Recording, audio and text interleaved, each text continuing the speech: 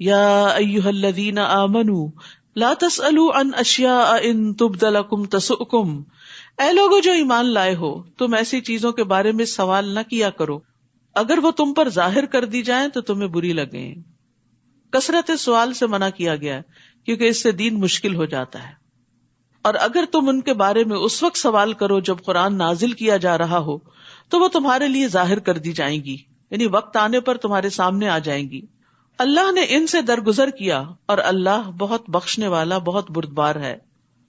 در حقیقت ان کے بارے میں تم سے پہلے بھی ایک قوم نے سوال کیا تھا، پھر وہ ان کا انکار کرنے والے ہو گئے۔ نہیں مقرر کیا اللہ نے کوئی بحیرہ اور نہ سائبہ اور نہ کوئی وسیلہ اور نہ کوئی حام۔ یہ مویشی جانور ہیں جن کو بتوں کے نام پہ چھوڑ دیا جاتا تھا مختلف حالتوں میں۔ اللہ سبحانہ تعالیٰ نے ان کے اوپر یہ فعل لازم نہیں کیا تھا، لوگوں نے خود ہی یہ چیزیں ایجاد کر لی، یہ بدعات ایجاد کر لی۔ لیکن وہ لوگ جنہوں نے کفر کیا وہ اللہ پہ جھوٹ گھڑتے ہیں، اور ان میں سے اکثر عقل نہیں رکھتے۔ اور جب ان سے کہا جاتا ہے کہ آؤ اس چیز کی طرف جو اللہ نے نازل کی، اور آؤ رسول کی طرف، تو وہ کہتے ہیں ہمیں وہی کافی ہے جس پر ہم نے اپنے باپ دادا کو پایا۔ یاد رکھیے، دین کے معاملات میں، دین کے احکامات میں باپ دادا کے قول کی کوئی حیثیت نہیں۔ جب آپ کو کوئی کام عبادت سمجھ کے کرنا ہے تو اس لیے نہیں کرنا کہ وہ میری ساس بھی ختم دیتی تھی تو اس لیے میں بھی دیتی ہوں۔ اس کی کیا دلیل ہے؟ اگر دلیل نہیں ہے تو آپ یہ کام مت کریں۔ تو کسی بھی نیکی کے کام کو کرنے کے لیے آپ کے پاس یا تو قرآن کی کوئی آیت ہونی چاہیے یا رسول اللہ صلی اللہ علیہ وسلم کی کوئی سنت ہونی چاہیے، کوئی حدیث ہونی چاہیے، کوئی دلیل ہونی چاہیے۔ تو بہت سے لوگ غلط کام صرف اس لیے کرتے رہتے ہیں کہ وہ ان کی فیملی ٹریڈیشن ہے یا ان کے ماں باپ یہ کیا کرتے تھے، بس اس کے علاوہ کوئی دلیل نہیں۔ تو یہ دلیل آخرت میں قبول نہیں۔ کیا بھلا اگرچہ ان کے باپ دادا کچھ علم بھی نہ رکھتے ہوں پھر بھی وہ اپنے باپ دادا کی پیروی کریں گے اور نہ ہی وہ ہدایت یافتہ ہوں؟ تو لوگوں کے دین و دنیا کو ضائع کرنے کا ایک بہت بڑا سبب اللہ کی نازل کردہ ہدایت کو چھوڑنا اور آبا کی تقلید کرنا ہے۔ اور یہ صرف عبادات کے معاملے میں نہیں، بعض اوقات کلچر کے معاملے میں بھی کچھ ایسی چیزیں ہم نے اپنے اوپر حرام کر رکھی ہیں کہ جو اللہ کے دین نے حرام نہیں کی۔ مثلاً اپنی ذات سے باہر شادی نہیں کریں گے، اپنے خاندان سے باہر شادی نہیں کرنا، یا اسی طرح کی اور چیزیں جس کو دین نے منع نہیں کیا، حرام نہیں کیا، لیکن ہم نے خود ہی کر دیا۔ تو اس چیز کے بارے میں بھی ہمیں سوچنا چاہیے کہ جس چیز پر ہم سختی سے پابند ہو جاتے ہیں، اڑ جاتے ہیں، ڈٹ جاتے ہیں، دیکھنا چاہیے کیا واقعی اس پر اتنی ثابت قدمی کا حکم ہمارے دین نے بھی ہمیں دیا۔ یا ایھا الذین آمنوا، اے لوگو جو ایمان لائے ہو، تم پر لازم ہے اپنی جانوں کو بچانا، یعنی سب سے پہلے انسان پر ذمہ داری اپنے آپ کی ہوتی ہے۔ جو بھٹک گیا وہ تمہیں کچھ نقصان نہ دے سکے گا جبکہ تم خود ہدایت پا چکے۔ اللہ کی طرف تم سب کا لوٹنا ہے، پھر وہ تمہیں بتائے گا جو تم عمل کرتے تھے۔ یعنی یہ نہیں کہ انسان لوگوں کی ہدایت کے لیے اور ان کو تبلیغ کرنے کے لیے اور ان کو نصیحتیں کرنے کے لیے تو اپنی زندگی کھپا دے اور خود اپنی عبادت کو بھول جائے اور نماز بھی وقت پہ نہ پڑھے۔ تو سب سے پہلے خود عمل کرنے کی ضرورت ہے۔ بعض لوگ اس آیت سے پھر ایک اور طرح کا معنی نکال لیتے ہیں کہ شاید نیکی کا حکم دینا یا برائی سے منع کرنا واجب نہیں، ہمیں تو صرف اپنی ہی فکر کرنی چاہیے۔ یہ اس آیت کا مطلب نہیں۔ اس آیت کا مطلب دراصل یہ ہے کہ جب ایک انسان اپنی تبلیغ میں اپنی پوری قوت کوشش صرف کر دے لیکن لوگ پھر بھی نہ مانے تو ان کی ذمہ داری بتانے والے پہ نہیں ہے۔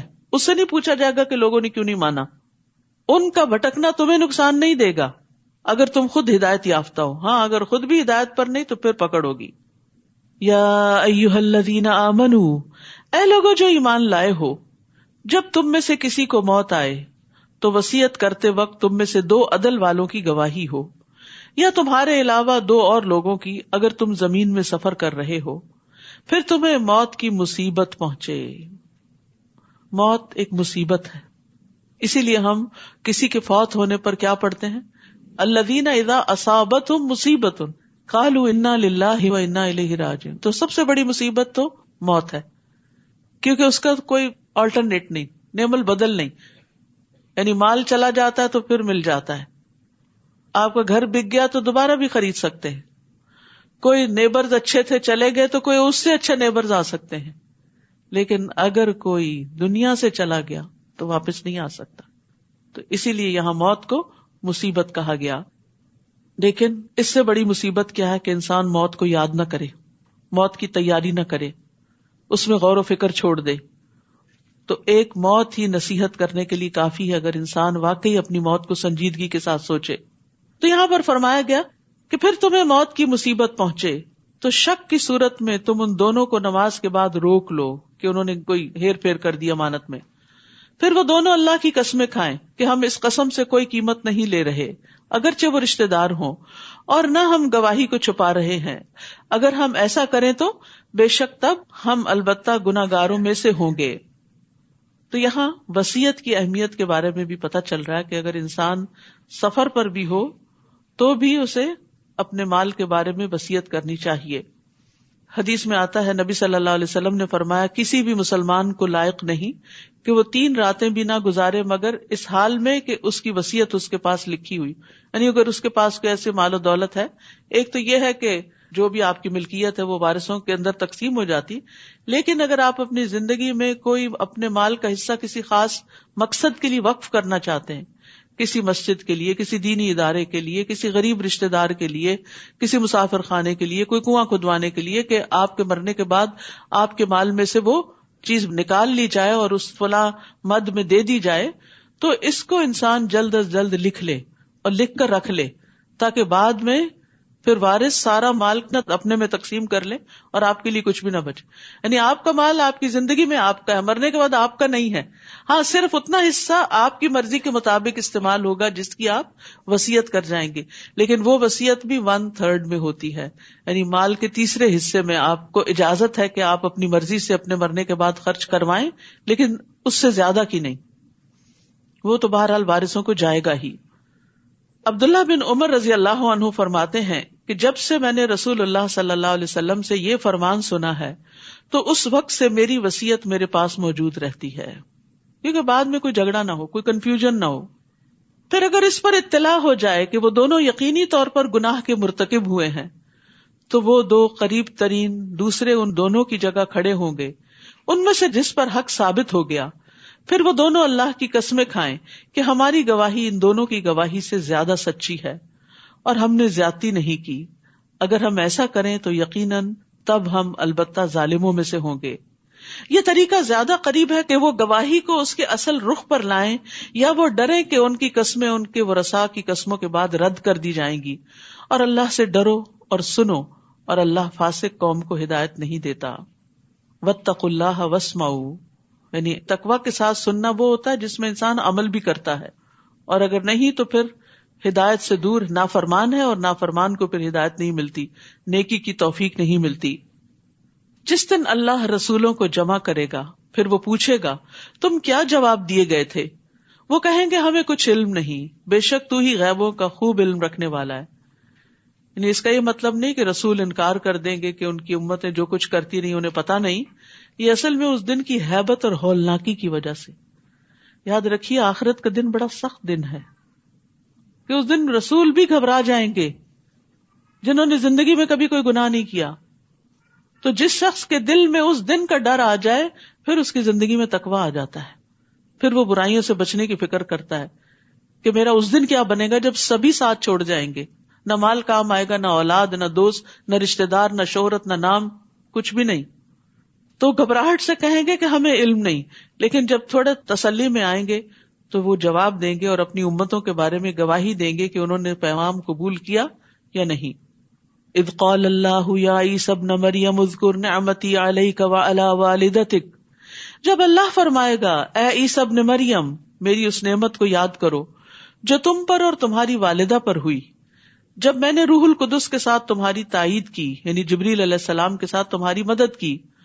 تم لوگوں سے گہوارے اور ادھیڑ عمر میں کلام کرتے تھے، اور جب میں نے تمہیں کتاب و حکمت اور تورات اور انجیل کی تعلیم دی، اور جب تم میرے اذن سے مٹی سے پرندے کی شکل کی مانند بناتے پھر اس میں پھونک مارتے تو وہ میرے اذن سے پرندہ بن جاتا، اور تم پیدائشی اندھے اور برس والے کو میرے اذن سے اچھا کر دیتے تھے، اور جب تم میرے اذن سے مردوں کو نکالتے تھے، اور جب میں نے بنو اسرائیل کو تم سے روکا تھا جب تم ان کے پاس واضح دلائل لے کر آئے تھے، یعنی انہوں نے ان کے قتل کا ارادہ کیا تھا، تو ان میں سے جنہوں نے کفر کیا وہ کہنے لگے یہ تو کھلم کھلا جادو، ہر پیغمبر کی تعلیم کو جادو کہہ کے جھٹلا دیا گیا، اور یہ دراصل لوگوں کا اپنے آپ ہی کو دھوکہ دینا تھا۔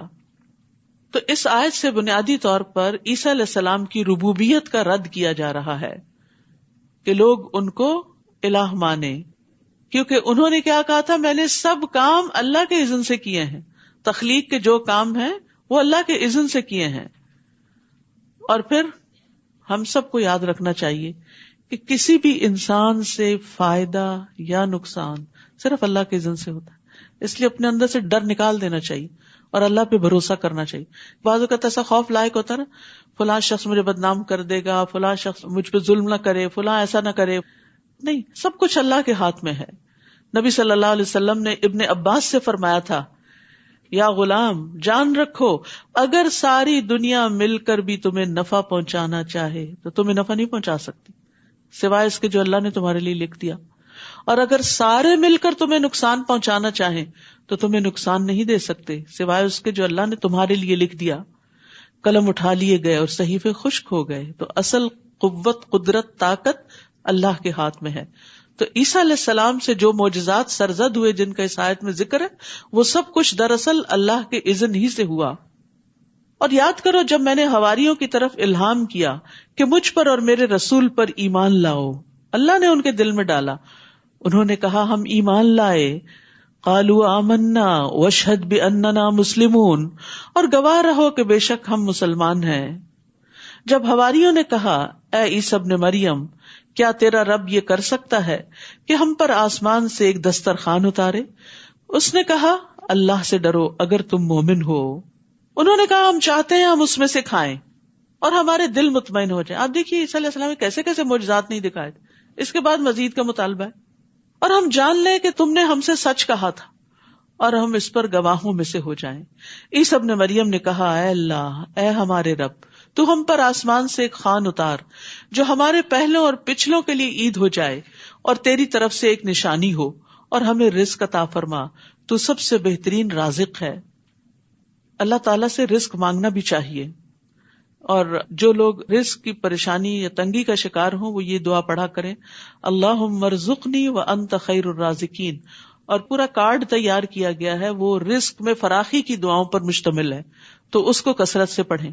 یعنی جو لوگ بھی اس معاملے میں پریشان ہوتے ہیں کہ ان کے حالات تنگ ہیں یا کیا بنے گا ان کا، یا جاب نہیں ہے یا اور اسی طرح کے مسائل ہیں، تو یہاں پر عیسیٰ علیہ السلام بھی دعا مانگ رہے ہیں، وَارْزُقْنَا وَأَنْتَ خَيْرُ الرَّازِقِينَ، اور اللہ کو رازق ماننا اللہ کو بڑا پسند ہے کہ ہم اس کو رازق مانیں۔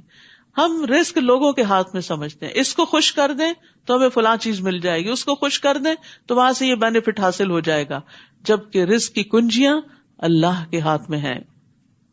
قال اللہ انی منزلها علیکم، اللہ نے کہا بے شک میں اسے تم پر نازل کرنے والا ہوں، تو جو کوئی تم میں سے اس کے بعد کفر کرے گا تو میں ضرور اسے ایسا عذاب دوں گا جو میں نے جہان والوں میں سے کسی ایک کو نہ دیا ہوگا۔ اور جب اللہ کہے گا اے عیسیٰ ابن مریم، کیا تم نے لوگوں سے کہا تھا کہ اللہ کو چھوڑ کر مجھے اور میری ماں دونوں کو الہ بنا لو؟ وہ کہے گا پاک ہے تو، میرے لیے مناسب نہیں کہ میں وہ بات کہوں جس کا مجھے حق نہیں۔ اگر میں نے یہ کہا ہوتا تو یقیناً تو اسے جانتا ہوتا، تجھے پتا ہے میں نے نہیں کہا ایسا کچھ، تو جانتا ہے جو میرے نفس میں ہے، میں نہیں جانتا جو تیرے نفس میں ہے۔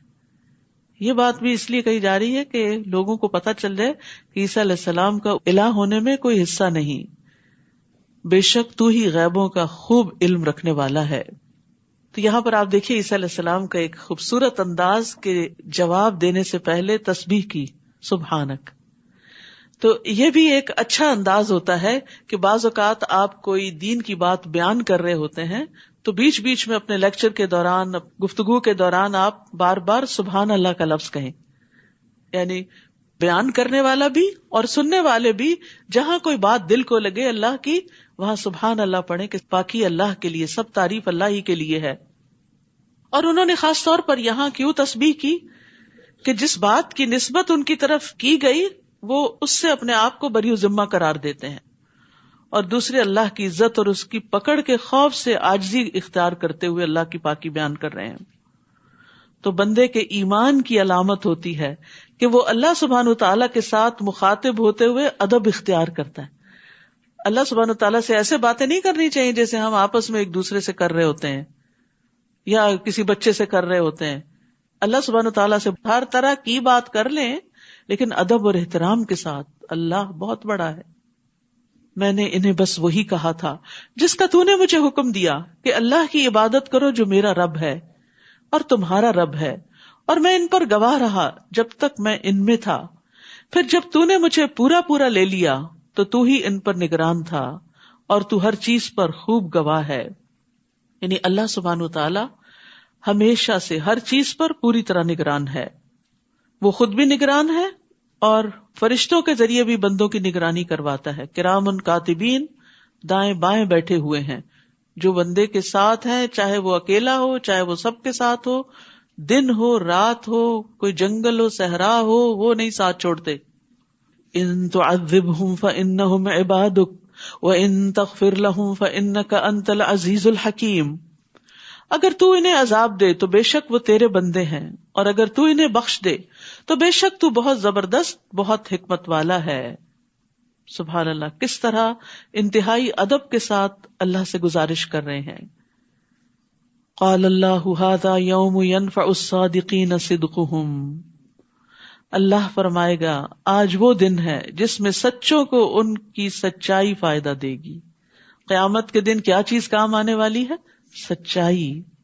ان کے لیے ایسے باغات ہیں جن کے نیچے نہریں بہتی ہیں، جن میں وہ ہمیشہ ہمیشہ رہنے والے ہیں. اللہ ان سے راضی ہو گیا اور وہ اس سے راضی ہو گئے. یہی بہت بڑی کامیابی ہے. عبداللہ بن مسعود رضی اللہ عنہ سے روایت ہے کہ رسول اللہ صلی اللہ علیہ وسلم نے فرمایا، بے شک سچائی نیکی کا رستہ دکھاتی ہے. سچائی نیکی کا رستہ دکھاتی ہے اور نیکی جنت کی طرف لے جاتی ہے. اور آدمی سچ بولتا رہتا ہے یہاں تک کہ وہ صدیق کا مرتبہ حاصل کر لیتا ہے. اور جھوٹ برائی کا رستہ دکھاتا ہے اور برائی آگ کی طرف لے جاتی ہے. اور آدمی جھوٹ بولتا رہتا ہے یہاں تک کہ وہ اللہ کے ہاں جھوٹا لکھ دیا جاتا ہے، کذاب لکھ دیا جاتا ہے. للہ ملک السماوات والارض وما فیہن وہو علی کل شیء قدیر. اللہ ہی کے لیے ہے بادشاہت آسمانوں اور زمین کی اور جو کچھ ان میں ہے، اور وہ ہر چیز پر بہت قدرت رکھنے والا ہے. سورۃ الانعام. سورۃ الانعام مکی سورت ہے. ایک ہی مرتبہ میں بھی یہ سورت نازل ہوئی. کہا جاتا ہے کہ جب یہ سورت اتری تو 70,000 فرشتے اس کے ساتھ تھے. اس سورت میں بنیادی طور پر مشرکین کے اعتراضات اور ان کے اعمال کے بارے میں دلائل دیے گئے ہیں. بسم اللہ الرحمن الرحیم. الحمد للہ الذی خلق السماوات والارض وجعل الظلمات والنور ثم الذین کفروا بربهم یعدلون. سب تعریف اللہ کے لیے ہے جس نے آسمانوں اور زمین کو پیدا کیا اور اسی نے اندھیروں اور روشنی کو بنایا. پھر وہ لوگ جنہوں نے کفر کیا وہ اپنے رب کے ساتھ اوروں کو برابر قرار دیتے ہیں. سب تعریف حمد اللہ کے لیے ہے. ہم کہتے ہیں کسی کی ایسی تعریف جس میں محبت اور تعظیم پائی جائے اس کے صفات کے کمال کی وجہ سے، یعنی کامل صفات ہیں اس کی اور وہ واقعی تعریف کے لائق ہے. اور پھر جو تعریف کرنے والا ہے اس کے دل میں اس کی محبت بھی ہو اور عظمت بھی ہو. تعریف تو ہم بہت سی چیزوں کی کرتے ہیں لیکن جو تعریف محبت اور عظمت کے بغیر ہوتی ہے وہ مدح کہلاتی ہے. جیسے بادشاہوں کی لوگ کرتے تھے، چاپلوسی، خوشامد وغیرہ کہ ان سے کچھ حاصل کر لیں. لیکن حمد اللہ ہی کے لیے ہے اس کی کامل صفات کی وجہ سے، اور کسی کے اندر کامل صفات نہیں ہے. اور پھر یہاں یہ کہا گیا الحمدللہ. قرآن کی 5 سورتیں ہیں جن کے پہلے الحمدللہ کا لفظ آتا ہے. تو یہ حمد اس لیے کہ وہ حمد کے لائق ہے. اور یہ کہا گیا کہ حمد اللہ ہی کے لیے. یہ نہیں کہا گیا میں حمد کرتا ہوں، کیونکہ میں ہر وقت تو نہیں کرتا. لیکن جب یہ کہہ دیا جائے حمد اللہ ہی کے لیے ہے تو پھر اس میں سے زمانہ نکل جاتا ہے ہمیشہ، ماضی میں بھی، حال میں بھی، مستقبل میں بھی، اور وہ اس کے لائق بھی ہے. تو سب تعریف اللہ ہی کے لیے ہے جس نے آسمانوں اور زمین کو پیدا کیا. یعنی کس بنا پر؟ کہ اس کے اتنے بڑے بڑے کمالات ہیں، صفات کمال کی وجہ سے حمد ہے. یعنی اللہ سبحانہ تعالیٰ ہی خالق کائنات ہے، اس لیے سب تعریف اسی کی ہے. اور اس نے اندھیرے زیادہ ہیں اور روشنی کو بنایا. لیکن وہ لوگ جنہوں نے کفر کیا اللہ سے، اور یہاں اللہ کی الوہیت سے، کیونکہ ربوبیت سے تو اہل مکہ بھی انکار نہیں کرتے تھے کہ اللہ ہی رب ہے، لیکن اللہ کو الہ نہیں قرار دیتے تھے، اس کے ساتھ شرک کرتے تھے. فرمایا جنہوں نے کفر کیا اس بات کا، وہ اپنے رب کے ساتھ اوروں کو برابر قرار دے دیتے ہیں، یعنی بتوں وغیرہ کو. تو یاد رکھیے منعم حقیقی اللہ ہی ہے. رسول اللہ صلی اللہ علیہ وسلم کی دعوت کیا تھی؟ آپ نے فرمایا میں اس اللہ کی طرف دعوت دیتا ہوں جو اکیلا ہے. وہ اللہ کہ جب تم پر کوئی مصیبت آتی ہے اور تم اسے پکارتے ہو تو وہ تمہاری مصیبت کو دور کرتا ہے. جب تم کسی بیابان اور جنگل میں راستہ بھول جاؤ اور اس سے دعا کرو تو وہ تمہیں واپس پہنچا دیتا ہے. اور جب تم قحط سالی میں مبتلا ہوتے اور اس سے دعا کرتے ہو تو وہ تمہارے لیے پیداوار ظاہر کر دیتا ہے. تو یاد رکھیے حمد اور شکر اللہ ہی کے لیے ہے جو اکیلا رب ہے، مالک ہے، الہ ہے، عبادت کے لائق ہے. وہی ہے جس نے تمہیں مٹی سے پیدا کیا، پھر اس نے موت کا ایک وقت مقرر کیا اور قیامت کا وقت بھی مقرر ہے. یعنی ایک جرنی ہے، ایک سفر وہ ہے جو اس دنیا میں تم گزار رہے ہو، اور ایک پھر موت کے بعد، اور ایک پھر موت کے بعد جی اٹھنے کے بعد. پھر بھی تم شک کرتے ہو. وہ اللہ ہی ہے الہ برحق آسمانوں اور زمین میں، یعنی آسمان میں بھی وہی الہ ہے، زمین پر بھی وہی الہ ہے. وہ تمہارے پوشیدہ اور ظاہر کو جانتا ہے، اور وہ جانتا ہے جو کچھ تم کماتے ہو. تمہاری ساری کمائی، کوششیں اور تمہارے اچھے برے عمل سب اس کو پتا ہیں. اور نہیں آتی ان کے پاس ان کے رب کی طرف سے نشانیوں میں سے کوئی نشانی مگر وہ اس سے اعراض کرنے والے ہیں. اعراض کا مطلب ہوتا ہے نشانیوں میں غور و فکر چھوڑ دینا، جبکہ غور و فکر کرنا واجب ہے. کائنات کی نشانیوں میں غور و فکر کرنے سے اللہ کی معرفت حاصل ہوتی ہے، اللہ تعالیٰ سے محبت پیدا ہوتی ہے، اللہ تعالیٰ کی قدرت سامنے آتی ہے، پھر اسی کے آگے جھکنے کو دل چاہتا ہے. تو آسمان اور زمین کے درمیان جو کچھ بھی ہے، ایک ذرے کے اندر چاہے غور فکر کرو یا بہت بڑے آسمان کے بیچ میں، یہ اللہ کی تخلیق کی نشانیوں میں سے ہیں جو انسان کو اللہ کی قربت عطا کرتی ہیں. بس تحقیق انہوں نے حق کو جھٹلا دیا جب وہ ان کے پاس آ گیا، بس ان قریب ان کے پاس اس چیز کی خبریں آئیں گی جن کا وہ مذاق اڑاتے تھے. کیا انہوں نے دیکھا نہیں کہ ہم نے ان سے پہلے کتنی ہی قوموں کو ہلاک کر دیا جنہیں ہم نے زمین میں ایسی قوت دے رکھی تھی جو ہم نے تمہیں نہیں دی. یعنی بڑی بڑی قوت والی ترقی یافتہ قومیں اللہ نے تباہ کر دی. اور ہم نے ان پر آسمان سے بہت برسنے والا میਂہ بھیجا، اور ہم نے نہریں بنائی جو ان کے نیچے بہتی تھیں. پھر ہم نے انہیں ان کے گناہوں کی وجہ سے ہلاک کر دیا، اور ان کے بعد ہم نے دوسری قومیں اٹھائیں. تو یاد رکھیے گناہ نعمت کے زوال کا باعث بنتے ہیں. اللہ نے نعمتوں کی فراخی کی، انہوں نے ناقدری کی، ناشکری کی.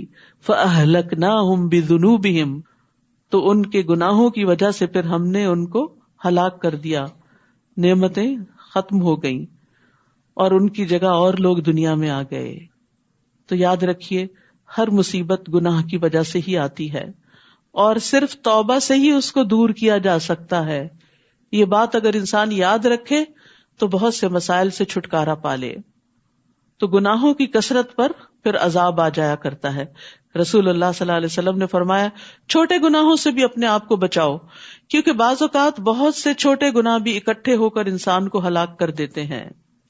تو اس میں سیکھنے کی بات یہ ہے کہ جب کوئی مصیبت آئے تو انسان غور و فکر کرے کہ آئی کیوں، میں کیا غلط کرتا تھا، تو اس غلطی کو سوچ کر پھر توبہ کی جائے، اس کا کفارہ ادا کیا جائے، صدقہ خیرات کیا جائے تاکہ وہ مصیبت ٹل جائے.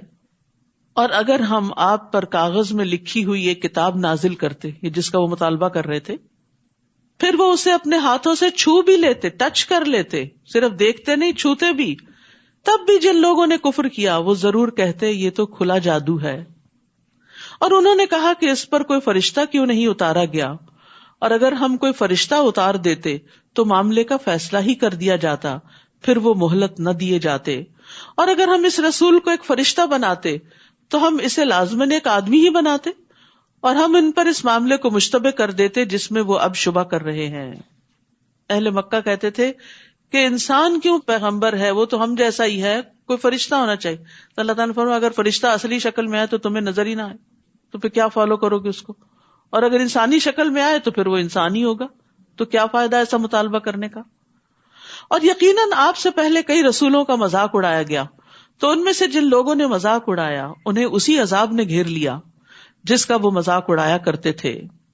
تو جب دین کی وجہ سے، آپ کے حجاب کی وجہ سے، یا آپ کی نماز کی وجہ سے، یا آپ دین کی تبلیغ کے کام کی وجہ سے آپ کا اگر مذاق اڑایا جائے تو غم نہ کیا کریں، اس کام کو چھوڑ نہ دیا کریں، کیونکہ پیغمبروں کا بھی مذاق اڑایا گیا جو اللہ کی محبوب ترین ہستیاں تھیں۔ غم نہ کریں کیونکہ آخرت عاقبت انجام تقوی والوں ہی کے لیے ہے۔